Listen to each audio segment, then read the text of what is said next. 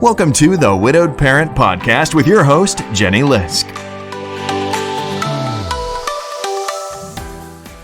Hey everyone, it's Jenny Lisk, and this is episode 76 of the Widowed Parent Podcast. So I had such a great discussion with Rick Wong for this episode. And Rick lost his dad when he was just 10 years old. And this was back in the 1960s, so Rick has a lifetime, you might say, of reflections and experiences to share with us. And Rick says that he felt like he was pretty much totally lost from around age 10 when his dad died to around age 18. And he was lucky enough to have some family members and some teachers who actually saw tremendous potential in him and kind of stepped in and looked out for him and took him under their wings. So he actually went on to become a successful corporate executive and entrepreneur and also an accomplished musician. And we talk all about that in our discussion. So I hope you enjoy my discussion with Rick Wong. Hey, so before we get to today's guest, I want to tell you guys that Blue Apron is having a special 4th of July sale. And Blue Apron, if you haven't heard of it, it's a food box delivery service, basically. I actually subscribed to it for quite a long time after my husband Dennis died. And we had a meal train for almost a year, which was wonderful. And at the end of that, I was stuck. Like, how do I, now I'm a widowed parent. I've got 2 kids. I'm busy. And I was getting takeout all the time because I was like, how do I cook? People have been bringing meals for so long. I was, the planning was killing me. So I actually subscribed to Blue Apron, and they brought a box of food each week, and you could select, I think it's 2 or 3 or 4 meals per week. They bring the ingredients, they're all portioned out, they have the recipe cards with instructions and pictures, lots of variety of food. It was actually really cool to do the cooking with my kids and have an activity to do together and to help them learn some cooking skills. But most of all, I loved it because I didn't have to plan. I didn't mind so much opening up the box and preparing the food. I minded all the planning and the shopping and all that. So anyway, I just actually today resubscribed, and I'm going to try it for a while again because I think that would be really helpful. And I wanted to let you guys know that I just signed up for an affiliate program with them, and I have a special link, and they just let me know that they're having this 4th of July sale where you get $80 off basically your first month, because you get $20 off each box for your first 4 boxes. So I'd encourage you to check it out. You can go to jennylisk.com/Blue Apron. That's JENNYLISK.com/Blue Apron, all one word, BLUEAPRON. Check it out and let me know what you think. All right, now on to today's guest. My guest today is Rick Wong, who is joining us from his home in Sammamish, Washington. So Rick is the CEO and founder of a sales coaching and consulting company called The 5 Abilities, and the author of a business book, which is called Winning Lifelong Customers with the 5 Abilities. He is also a former longtime Microsoft executive. But he's here with us today not because of any of that, but because he lost his dad when he was just 10 years old. And I'm so glad he was willing to come on the show today to tell us about his experience with loss at such a young age. So, Rick, welcome to the show. Thank you. Well, I'm really glad to be talking with you today. I often say it's such a privilege to talk with people who lost a parent when they were a kid or when they were a teenager. As a widowed parent, it's not like it's going to tell me exactly what my kids are going through, but it gives me a lot of ideas of things to think about and kind of puts things on my radar screen. And I just feel like I should do whatever I can to try to better understand the perspective of my kids, because I haven't lost a parent. And so it's, I think it's hard to understand their perspective. So again, thank you. I'm glad that you're here with us. Appreciate it. Appreciate you asking. Yeah. Let's just back way up and start in the beginning and kind of set the stage for us a little bit. Can you tell us a little bit about your life before your dad died? Your family, what was, where were you? How old were you? Kind of what was normal life before everything changed? So I would say we were kind of an average middle-class family. I guess in America in the in the 60s. The only difference is we were Chinese. But kind of average middle class family. My dad was an entrepreneur in partnership with my mom's brother, so my uncle. And they had a pretty successful business going, which led to a lot of cool things that we got to do. But other than that, we played Little League. We, went on vacations to Disneyland and all that stuff. So I think maybe what would be important for your listeners is he was the breadwinner. Obviously, this was in the 60s, and he was doing very well when we probably had nothing to worry about except for what happened, which was when he passed away. And all those things that we did, and all those, he had some friends that were kind of semi-famous. The one that your listeners probably know is Mark Hatfield, who's a good friend of his. Ah, yes, Senator Hatfield from Oregon for many, many years. And you were living in Portland, Oregon, right? Yep. And so we didn't know, we didn't know who these people were when we were kids. We just knew after we grew up a little bit and said, oh, he used to come to the house. And so I guess the point being that I think my dad's business was doing well. It was probably going to go national had he not passed. My uncle did a great job with it afterwards, but things changed in the food industry and everything. So, but I think our life would have been much simpler from a financial perspective had my dad continued to live. Mm-hmm. And that was one of the big changes. Yeah. And you had a younger brother, I believe? Yep, 1 year younger. And okay. He was adopted, but adopted at birth. So, we knew, but at that age, it kind of didn't matter. Sure. And was he also Chinese then? He was Japanese. Okay. Mm-hmm. Yeah. And so tell us then what happened and how old were you when your dad died? I was 10. My dad had problems with ulcers throughout his life, stomach ulcers. And I remember we had some people over, or he and my mom were having some people over. And it's a friend of his from Colorado that he hadn't seen in years. But he just didn't feel well, and went in and laid down in bed while the friends were still there. And then the next day, my mom took him to the hospital. And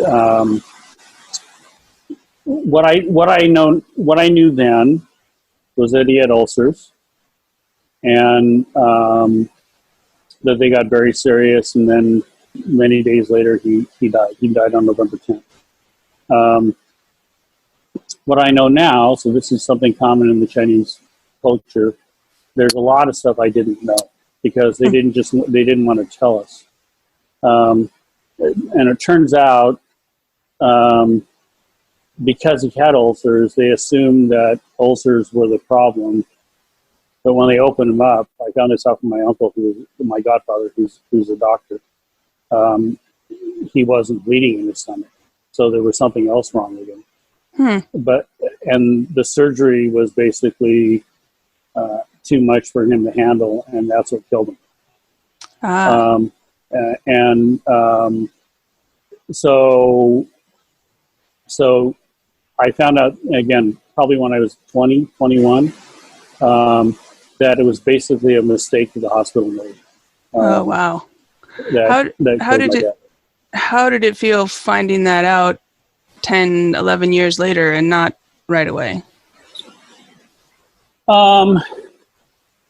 So a lot of memories came back. I don't know. I couldn't have changed anything when I was 10.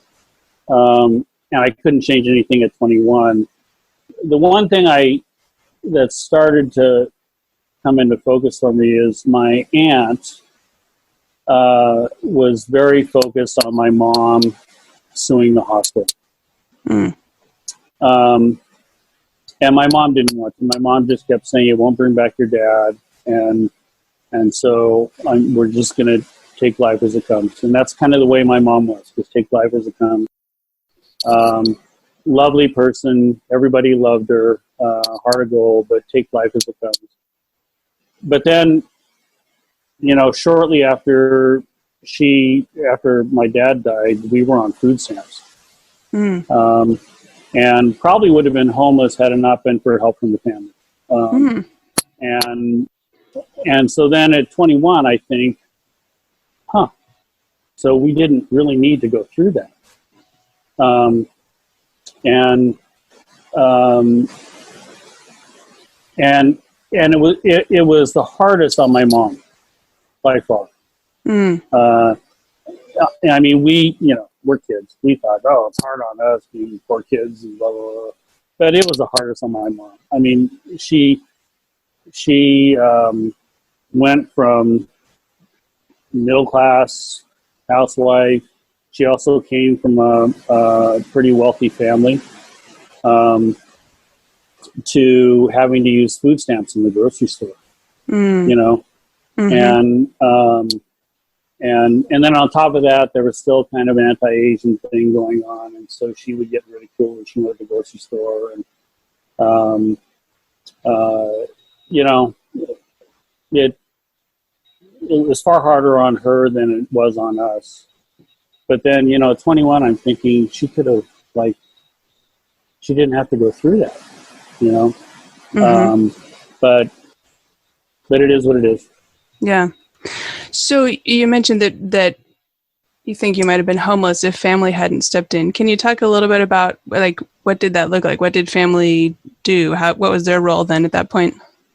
So my family, I think, especially on my mom's side, I think this is a Chinese thing. They're a little secretive, especially with kids. There's things that they think are good for you to know and things that aren't. My uncle was a general contractor. He was actually a very successful real estate guy in Florida. Very successful. Is this the one who was your dad's business partner or a different uncle? No, different. My aunt's, my mom's sister's husband. So my mom's brother-in-law. Okay.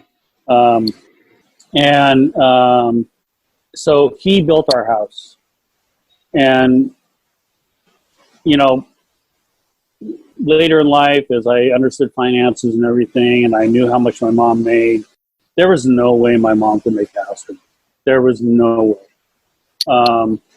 And so the only thing I can think of is either my aunt and uncle were giving her money. She was doing work at the family business, but she was trained to be a piano teacher, right? So she didn't really have any skills that would lend herself to a good wage, and so they were either giving her money or my uncle just paid off the mortgage, or bought the mortgage from the bank, one or the other. There's no other way that could have worked, because there was just no way she made enough money to make a house payment. So, and I think also you had mentioned that your aunt stepped in other ways as well, kind of maybe becoming almost your second mom in this time. Can you tell us about that a little bit? Yeah, but I don't want to take anything away from my mother. My mother did absolutely the best she could do. But amazingly enough, even though they were sisters, they were very different people. My mom just kind of took things as they came. She loved everybody. Everybody loved her. Heart of gold, and a great cook. My aunt was more take the bull by the horns. If life needs to change for me, I will do that. And so my brother, both my brother and I really missed our dad. but we had different relationships with each parent, which is very common in any household. At least we found that in our household. Like right now, I think my daughter grew up good and bad, more like me. Our son, good and mostly good, actually, grew up more like their mom, my wife. And so I think when my dad died and my brother was also going through his problems, but different than mine, my aunt saw that there was potential that she thought I had that I wasn't pursuing. Because after 10 years old, I mean, I literally, it was like a hockey stick. I went from straight A student to barely passing. And you know, my mom knew how to care for my brother, kind of. I think because they were a little bit alike. And I was just hard-headed. You know, people tell me all the time, "Oh, you're just like your dad." You know, oh, your dad was competitive too, or oh, you inherited your dad's impatience. And I think my aunt saw that, and for whatever reason, she just took me under her wing. Everything from she was in the women's who's who of business, so she worked with my uncle, and really, she and my uncle made that business just a booming business. But she called the house in the morning to make sure I was up, and that I was off to school because my mom had to work. And if I didn't answer the phone, she would drive over, pound on the door until I got out of bed and dragged me to school. And then in college, she was really good with accounting and finance. So she'd help me with my accounting homework, and but mainly it was just the drive. It was like the kick in the pants that I needed every now and then. That wasn't subtle at all. Not subtle at all. Well, I think when we were talking before we turned on the recording, you mentioned that she was kind of your stereotypical Chinese dragon mom type. Yeah. Dragon Mom, I know you mentioned Tiger Mom too. I know, but we, for one or whatever reason, all the cousins called her the Dragon Lady. Yeah, she. I guess I'd say she had a plan for me, and I wasn't living up to it, and so she was going to step in and change my trajectory. And I would say she did. Yeah. Well, in fact, I think it's interesting when we were talking before, you had mentioned that you feel like you're kind of a totally lost kid from the age of 10 when your dad died until about 18. So it sounds like your aunt was maybe one of the influences that helped you through that time and beyond. Are there some other maybe influences, people in the community or family who played a key role there as well? Yeah, kind of to set that up. So I was 10.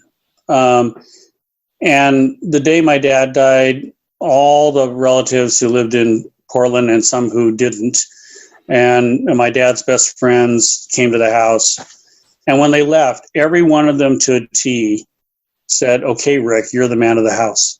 And this was 1960? This is 1966. Okay. And you were 10. I was 10. And now you're the man of the house. And I had no idea what that was. So, yeah, from 10 to 18, I was just trying to figure out what it meant to be a man. And I had my Uncle Way, who was the contractor, as an example. My Uncle Percy, who was my dad's partner, was an example, and they were very different people. And then our next door neighbor, who was Caucasian, but we called him Uncle Joe. Mm-hmm. He was, every other word out of his mouth was a 4-letter word, and yet he went to Catholic church every Sunday, and so I took examples from them, but mostly, especially as I got a little bit older, 12, 13, you start to get into that age group where you're less influenced by your parents and more influenced by your environment. And things I saw were, the cool kids were athletes. They were just the cool kids. They were tough. And in terms of boys, the girls liked them. Mm-hmm. And so, in this now early teen, 11, 12, 13-year-old's mind, those were the things I needed to do in order to become a man. So I needed to figure out how to become an athlete. I got into a lot of fights. Mainly, it started with being picked on as I got bullied a lot when I was younger, being Chinese. And unfortunately, really, I found out I was good at fighting. And so that led me to do it more. And then somehow I had to figure out how to get girls to like me.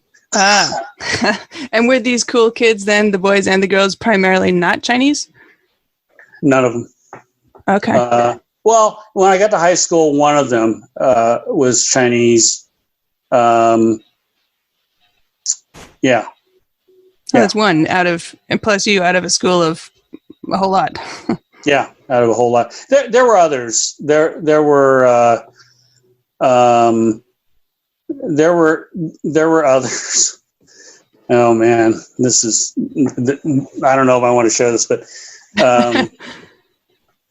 apparently, I didn't know this until I was more close to getting out of high school. I think because I got into so many fights, I had a nasty reputation. My brother also got into a lot of fights and had a nasty reputation. So the other Chinese parents have said, don't hang around with Rick and Steve. We were like the band kids. So yeah, as a result, I had one Chinese friend, and yeah, that was it. Mm-hmm, mm-hmm. And then, so speaking of school, I think, did some teachers end up stepping in at some point? Yes. I'd say in a good way. This is, can I go back to grade school? Oh, absolutely. Yeah. 6th grade, a year after my dad died, was when I met my 6th grade teacher, Tom Schwer. We may have talked about him before. We had 3 boys in our class who didn't have dads. The other 2 were due to divorce. Me were due to death. And he went out of his way to like watch out for us. And he was a musician, guitar player, very good guitar player. And so he stayed after class and he would teach us how to play guitar. Nice. I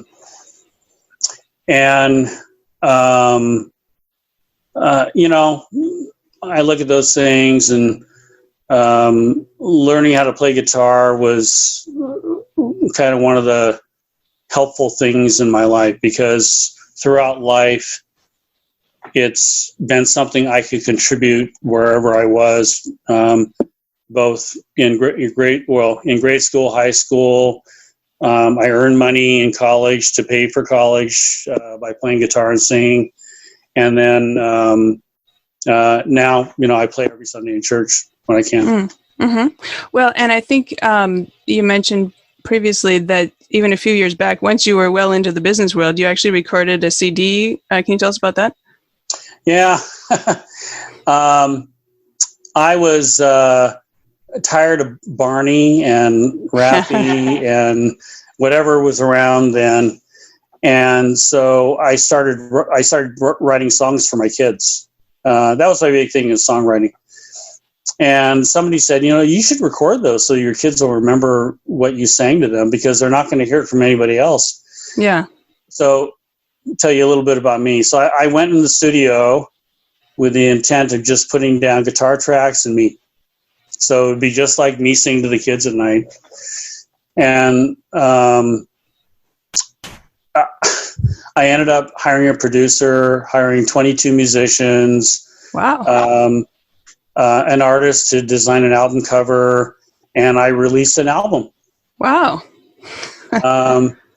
And I was lucky because it was the same exact time when Kenny Loggins, Nicolette Larson, a few others were starting to release music for children that adults like to listen to as well. Mm-hmm. So much so that there actually was a section in Billboard magazine just on the new children's music. Huh.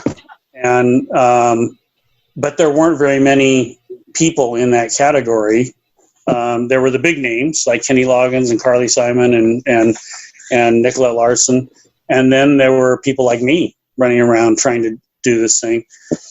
And so I ended up being profiled in Billboard magazine. Huh. That's awesome. Thanksgiving morning, I just happened to see it, and I was running around the house screaming as my wife was getting ready for the family to come over. And my producer calls, and he said, "What did you do to get your name in Billboard?" He goes, "People killed for this." And I said, "I don't know. I don't know what happened." That's terrific. Yeah. Is that CD or that music still available somewhere? Yeah. You can go to Spotify. I think if you enter Friends of the Family, The Little Things, it'll come up. Okay, cool. And yeah. I'll go find that and put a link in the show notes so listeners can find that if they're interested. Yeah, that's awesome. Yeah. So, and to think that this goes all the way back then to this 6th grade teacher who took a special, kind of took the 3 of you boys who were without fathers under his wing. Yeah. Yeah, that's awesome. And I think you had another teacher later in high school who kind of stepped in too. Can you tell us about that?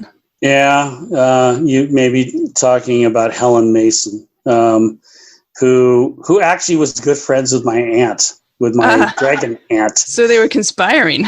Yeah, and it was my senior year. She taught social studies, I believe. She held me after class, and which, I was always in trouble, so nothing new.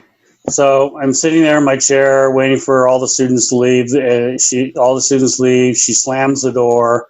She walks over and slaps me upside the head. Really? Literally. Wow. That wouldn't happen today. No, it wouldn't happen today. And she did it twice. Oh. And she goes, and she said, "Listen, mister, nobody is going to do it for you. You have way more potential than you are showing." I was kind of brooding because I had played football and I had a very, very serious knee injury, and I was hoping some kind of sports would allow me to pay for college. And she goes, "You weren't big enough to play football anyway. You've got a good head on your shoulders, so just pick yourself up because nobody's going to do it for you." And she goes, "You can go play your guitar, go major in music, go do something like that, whatever it is.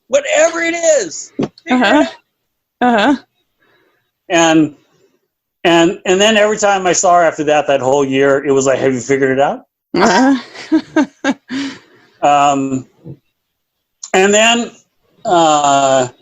I'm not going to get, I had been coaxed into church back then by a couple of girlfriends. One early sophomore year, my girlfriend asked me to come play in church. I think I may have told you about this. She was a cheerleader. To play your guitar at her church. Yeah. And Nice. she was a cheerleader, so like I couldn't say no. And then later, another girlfriend who I took to the prom, who was also our Rose Festival princess, which you probably know about because you lived I do. Yes. She gave me a New Testament, and so they were all things that were kind of conspiring to get me back on track. And then the same month when Mrs. Mason slapped me upside the head, I was talking to Father Mac at All Saints, not All Saints, All Saints Episcopal, I think. And he told me to read Second Thessalonians, which is an odd book in the Bible. Nobody reads it. But in there's a passage, it warns against idleness, and it says, those who do not work shall not eat. And I won't tell you the whole story about it, but it was kind of like Helen Mason slapping me upside the head, and the pastor saying, if you don't figure out something, you're not going to eat. And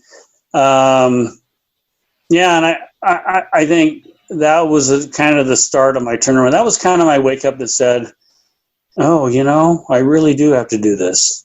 Like, otherwise, like, I'm going to be in pretty bad shape because, no more fun in high school. Yeah. Trying to be a cool kid. Trying to be a cool kid. Well, it sounds like, I'm thinking back over some of the stuff we just talked about, and there's almost a pattern of some adults around you stepping in and really playing some of those roles after your dad died, whether it was some extended family, some teachers.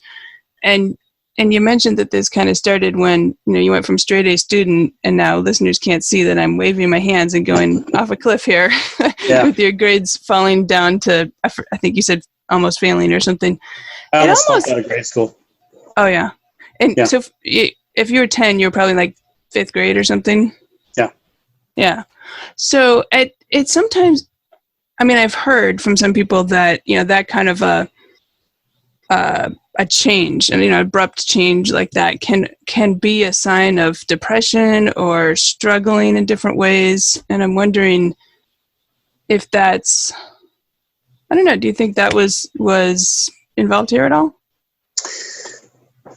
I do. I don't have any professional training in it, but my daughter does have a degree in psychology, and when she hears about some of the things that I was going through then and some of the things that I was or was not doing, she thinks I was in severe depression. I don't ever remember thinking about ending my life. I don't ever remember that. I do remember just like sitting in my bedroom and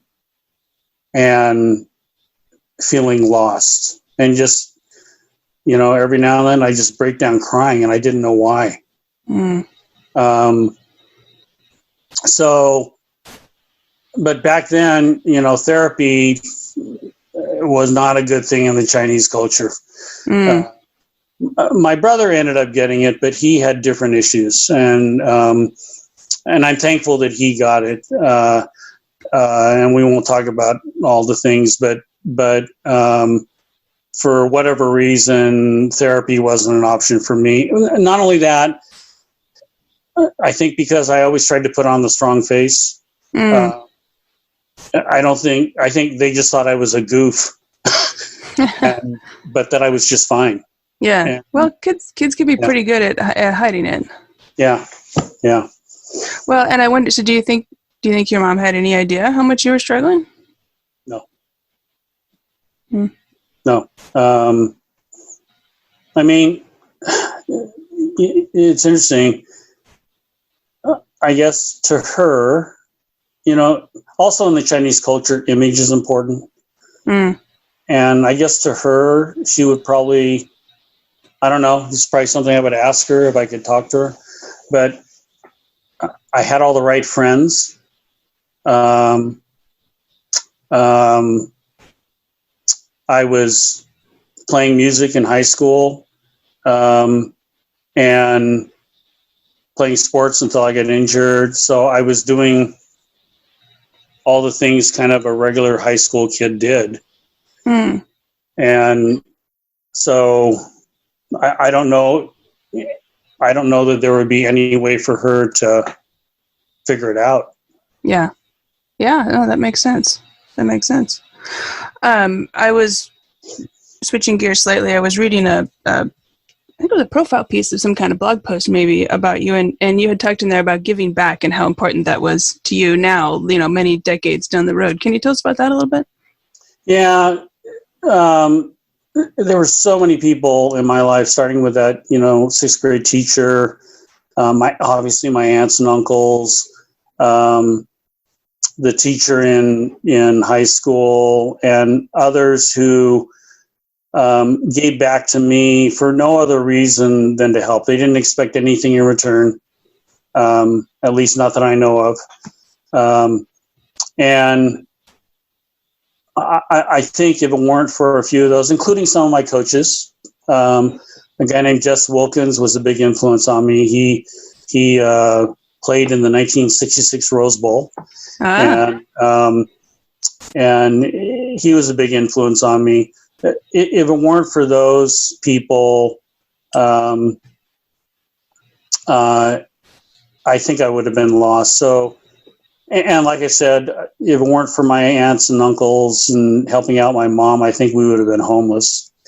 So that's why I was on the board of a nonprofit that serves the homeless. And in particular, it's a transitional housing place called Vision House.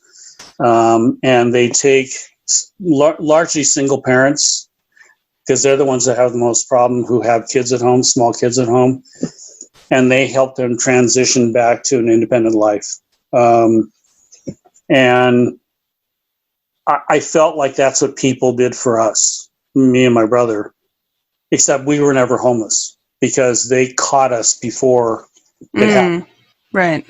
And these are families that didn't get caught. So that's why, we talked about my album. I don't get much revenue from it anymore, but any revenue I do get goes to Vision House, and I also mentor youth, mainly youth in their college and post-college years, just because we're humans, we need help, right? And I have the benefit of being older than them. Yeah. Right. And with so much, perspective, reflections, things to look back on, experiences that you've then drawn lessons from and applied in your own life. Right. Which reminds me, I was thinking about, can you tell us a little bit about your memories of your dad and how that has influenced you as a dad, as a parent, how that kind of has come into play? So in the eyes of a 10-year-old, and I know this isn't true for everybody, but at least in the eyes of this 10-year-old, my dad is perfect. I literally, and some of the reviewers gave me a bad time because my album is so rosy and, it's all good memories, none of the real things that happen to parents. But so I think they're right when they say I probably wrote it from a kid's point of view, which is actually what I was trying to do. And I wrote it from my life, growing up with both my mom and dad. But like I said earlier, my brother was closer to my mom. I was closer to my dad. And by the way, not that one loved the other more than the other. It's just my brother was more like my mom and I was more like my dad. So it's my album is called The Little Things, and it's because it's the little things. It's like playing catch with my dad, playing chess with him. He loved to play cards. I loved to play cards. I still remember the night because I stayed up late. It was the first time I ever beat him in chess. Mm-hmm. And he didn't get mad. He was celebrating. Beat me, and I go, Dad, did you let me win? No, you beat me. You were pretty young. You must have been 9 or 10. I was 8. 8. I remember. I was 8. Wow. First time I beat him in chess. And, awesome. And of course, then it went a long time before I beat him again. Well, still. So, yeah, the years of my dad, and maybe it's just the way the brain works that I don't remember any of the bad times. I can honestly tell you I don't remember bad times of my dad, except that he'd get mad if you woke him up.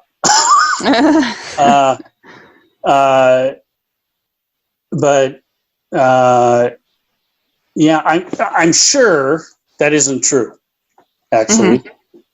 But in my mind, at 10 years old, my dad was just good. That's it. Mm-hmm. And as a consequence, life is good, my mom was in her element because she was a natural host or hostess. Like I said, she was a great cook. My dad had a lot of friends that he had over for meals and everything, and they all loved my mom's cooking, and my mom loved to host people. And that's what I remember of our life. Like I talked earlier about Mark Hatfield coming over to the house. Fred Meyer, you know the Fred Meyer stores? Yeah. Fred Meyer came over. Was named after a real person? That's a real person, yeah. Fred Meyer was one of my dad's customers, and he came over to the house once. You ever heard of a guy named Jerry Frank? Meyer and Frank in Portland. Yeah. And Jerry Pratt. I don't know when you lived in Portland, but he wrote for the Oregonian. He hosted a TV show that was kind of like the Phil Donahue show, but just in Portland. And he ended up being president of Fred Meyer Savings and Loan and the Fred Meyer Foundation and all that. And he was my dad's best friend. And but I didn't know who these people were until they were just your dad's friends. Yeah. Well, it's funny. So I lived in Portland for a few years as an adult, but my mom grew up in Portland. And so my family goes way back in Portland, and you mentioned Jerry Frank. So my grandfather was actually the original manager of Lloyd Center. Oh, yeah. Okay. So who knows? Maybe we know some of the same people, or maybe they knew some of the same people. When did you live in Portland? Well, I lived there from 2003 to 2008, but my my whole growing up, my grandmother lived there, and we'd visit frequently. So ask your parents if they remember Kubla Khan frozen foods. Okay. They were TV dinners, and that was my dad's and my uncle's business. And it was really big back then because frozen foods is kind of coming into its own. It was before the whole microwave era and all that. And so it ended up being a pretty big business that probably was on its way to going national. But it didn't happen that way. But now there's a display in the Smithsonian about Kubla Khan frozen foods because they were one of the first. Wow, so cool. Well, I just made a note of that, so I'm going to call my mom right after this and ask her if she remembers that. This is so amazing. I think we're almost running out of time here, but there's one topic we actually haven't gotten to yet. Your dad was 50 when he died, I believe. Can you tell us a little bit about your feelings around that date for yourself and as you approach that age, kind of what that brought up for you? Yeah, I've since learned that this is pretty common for people who lose a parent at a young age, but I lived my whole life thinking my life was going to end at 50.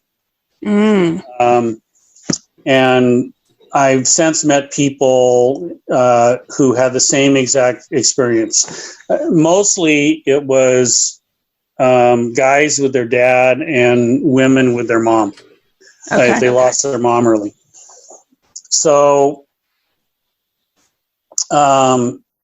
we, after my dad died, we went from being firmly middle class, if not upper middle class, to on food stamps 2 years later.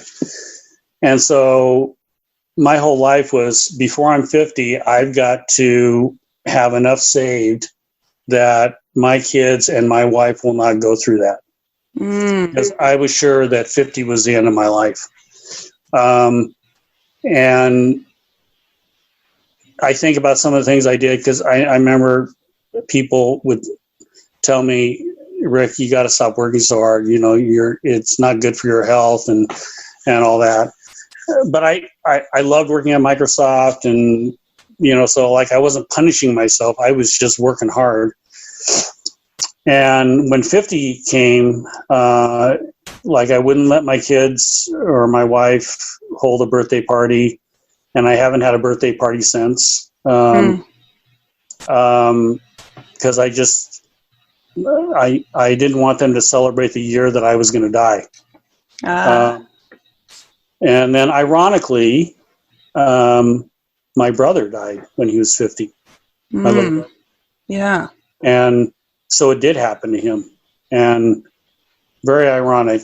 I don't, there's no science that says that that's actually true. Because the other people I know who have gone through this, they got way past their dad's age. But for whatever reason, especially I think when you lose a parent at a young age, you don't understand things yet, that becomes your reality. That, life starts at birth, life ends at the age that your parent died. And so, yeah, I lived a lot of years with that. Yeah. My 40s were really hurry up mode. Like, yeah. I had to get money in the bank and blah, blah, blah, blah, blah. So, yeah. Okay. Well, thank you for sharing that with us. I just have one last question here as we wrap up, if you don't mind. So if you could say one thing to adults who might have a grieving child in their life, what would you say to them?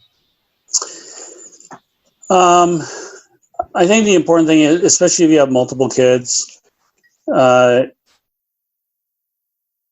are kids who are just good at showing that they're having problems. Other kids try to hide it. So don't assume that the kid who looks healthy is healthy. I know that wasn't true for me, and yet we already talked in this broadcast that my mom probably didn't think there was anything wrong. And now, having studied it, I know that I had a lot of things going on that needed taken care of. Okay, well, thank you so much. I think that's a terrific place to end. So, my guest today is Rick Wong, and he lost his dad when he was just 10 years old. And so, Rick, where can listeners find you if they would like to connect with you, or if they're interested in your business book or any of the work that you're doing in that regard? Probably easiest thing, and I'm not trying to market it, but the easiest thing is just to log on to www.the5abilities.com. Because all my contact information is up there. You can email me from there and all that. Yeah, terrific. Okay, well, Rick, thank you so much for speaking with me today. Thank you. I hope you enjoyed my interview with Rick Wong as much as I did. You can find show notes and all the links at widowedparentpodcast.com. Look for episode 76. And a shout out today to the brand new listeners in Kenya and the Bahamas. Just noticed this week that there's somebody listening in each of those places, so I've added those to my map, which brings the total now to 56 countries. So welcome to everybody, wherever you are, and please do let me know if there's any resources in your local communities that I should be aware of. So, hey, some exciting news. I have just launched a campaign on Patreon, and you might have heard of Patreon. Patreon is a way for fans to support the work of independent creators. So whether they're independent artists, musicians, podcasters, writers, people can create a campaign on there, and it's a monthly support kind of a pledge system, a little bit like a public radio. So it's kind of like how they always say, you know, if you're valuing this public radio program and you want to hear it continue, they encourage you to support their show, and I'm encouraging you to do the same. This, of course, is not public radio. This is a podcast that's not free to run. That actually, believe it or not, it costs money each month to make all the magic work of the tech and the hosting and the behind the scenes and the emails and all the tools to make it happen. So if you are enjoying the show, if you're finding it useful or interesting as a widowed parent, I would ask you to please consider supporting it. And I've actually just put together, in addition to Patreon, so you can find that at patreon.com/widowedparent. So that's Patreon, patreon.com/widowedparent. And so check that out, and I put together some other ways actually you could support the show as well. Some involve financial support, and some involve other types of support. So check that out, jennylisk.com/support. I've loved all the support you guys have given me so far, all the enthusiastic sharing on social media, terrific reviews on Apple Podcasts, the emails. I just got a couple emails the other day from some brand new listeners letting me know how helpful the show has been to them. So thank you for all of that. And please do check it out, because I would love to be able to keep doing this. And so I've created some ways for listeners to support if that would work out for you right now. I did want to share a brand new review in iTunes. This is from someone named Neri.m. And I'm not sure who this is, but they say, well, the title is Just What I Need. And this person says, I'm recently widowed, and the U.S. COVID-19 restrictions began before we could have a funeral or find support resources. My family also lives far from me. This podcast has been an amazing resource for me as I walk this journey with my 2 older teens. This podcast has been a lifeline for me. Thank you so much for your insight and your guest speakers. So, Neri M., thank you so much. I appreciate that.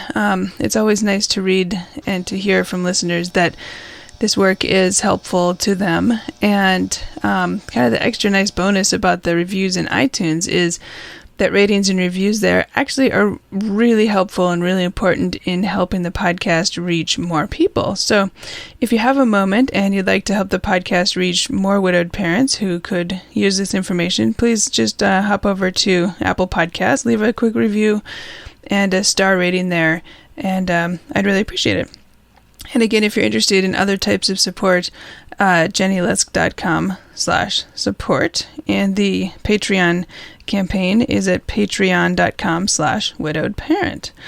Okay, hey, as always, thank you so much for listening, and until next week, keep smiling. Thank you for listening to the Widowed Parent Podcast with your host, Jenny Lisk. Connect with us on social media and at widowedparentpodcast.com.